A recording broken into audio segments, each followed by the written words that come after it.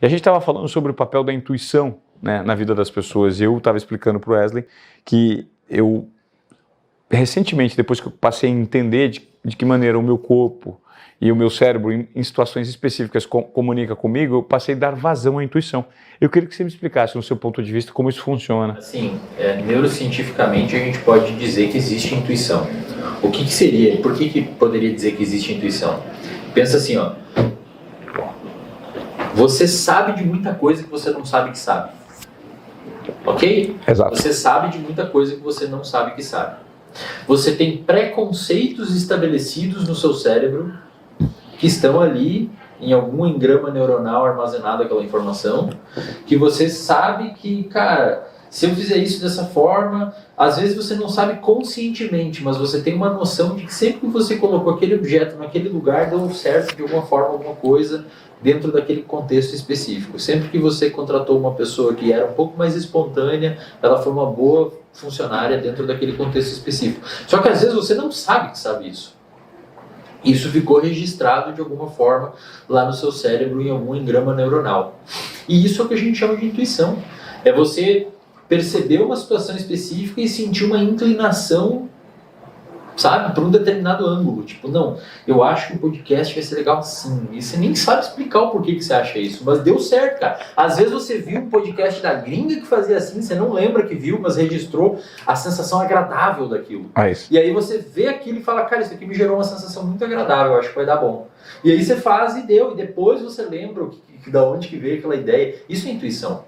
É um pré-mapeamento que fica registrado no seu cérebro e que por alguma razão você sente alguma coisa um pouco agradável ou às vezes desagradável frente a um cenário de bom. É muito interessante o que você falou, Wesley, porque na definição que eu tive aqui de um dos caras que eu entrevistei e que trouxe um insight muito interessante sobre intuição, que é o Fred Gelli, da Tachyon.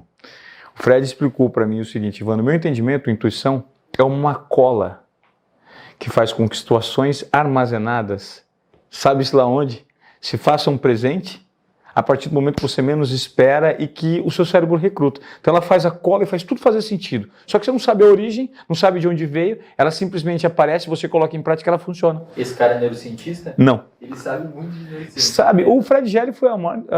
eu falo, a principal entrevista que eu fiz no Desobediência Produtiva é a entrevista do Fred Gelli. Se você não acompanhou, acompanhe. O Fred tem um poder de vocabulário absurdo. O Zé Cláudio Securato foi uma outra grande entrevista. A gente faz grandes entrevistas aqui por conta dos entrevistados, são muito bons, assim como você está aqui, mas é gostoso falar desse papo de intuição, porque isso rende, vai, e as pessoas não são habituadas a colocar para fora a intuição, né, Wesley? Não são habituadas, muitas vezes elas freiam, e aí elas freiam muitas vezes por crenças que elas desenvolvem durante a vida de incapacidade, insucesso. Algumas pessoas chamam de crença limitante, mas o nome correto dentro da psicologia são crenças centrais. O que são crenças centrais? São ideias que você cria sobre você, sobre os outros e sobre o futuro, com base nas suas experiências de vida que você teve, e você meio que chega a uma conclusão do que você é. E muitas pessoas chegam à conclusão de tipo, eu sou incapaz, eu sou insuficiente, eu não sou amado. Então veja um exemplo. Você estava no ensino fundamental e você sofreu bullying. Você foi para o ensino médio, teve uma ou duas namoradinhas e ela te traiu. Aí você foi para a faculdade, ninguém chamava, você não conseguiu se enturmar em nenhum grupinho. Aí você foi trabalhar numa empresa depois que se formou e o seu chefe não gosta de você.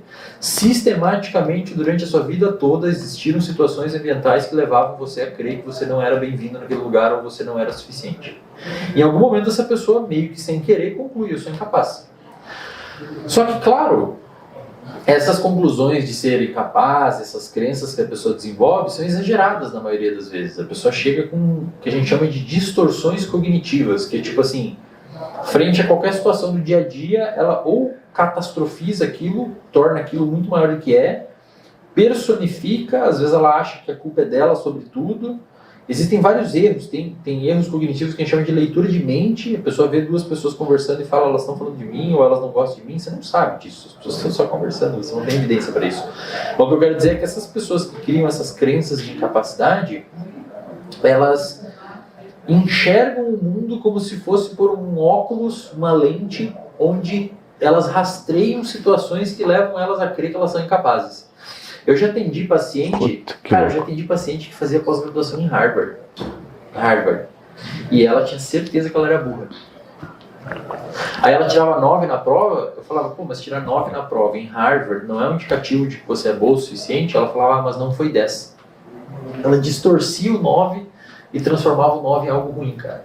E essas pessoas que muitas vezes não acreditam na intuição delas, não seguem a intuição delas, porque elas são sistematicamente abafadas. Tipo, não, você está errada, não é assim. Não faz assim, não faz assim. Aí a gente poderia fazer um looping e voltar lá no início da entrevista, que é o quê? Dependendo do ambiente que você está procurando se desenvolver, o ambiente vai ceifar totalmente as suas habilidades, cara. E vai levar você a crer que você é um merda, assim, que você não consegue, que você é torto, que você é errado, que você é disfuncional. E aí, às vezes, por uma talvez sorte do destino, você é trocado de ambiente, você entra no outro que tem um chefe que leva você a pensar e desenvolver suas habilidades, e você começa a gerenciar uma equipe. Cara, é a mesma pessoa com as mesmas faculdades cognitivas, só que num ambiente distinto. E você vê em grandes empreendedores que vêm aqui, etc., qual que é o comum dessas pessoas, cara? Eles são muito bons em recursos humanos. São pessoas que investem em recursos humanos, identificar talento, favorecer um ambiente de trabalho rico, colocar um lugar para a pessoa dormir depois do almoço, para descansar, flexibilizar horários. A Google é assim, a Apple é assim, esse espaço que a gente está aqui é assim. E aí muitas pessoas não percebem isso, né, cara? E ficam ceifando, às vezes tem uns colaboradores excelentes, aí demite o cara e contrata um por 10 vezes mais caro, mas aquele que estava ali é tão bom quanto, só que você estava abafando o cara. É até melhor, você só não adaptou o perfil que ele tem ao meio. Exato, cara. Exato. Então, assim, o mundo do empreendedorismo tem muito a aprender com a neurociência também, e a neurociência tem muito a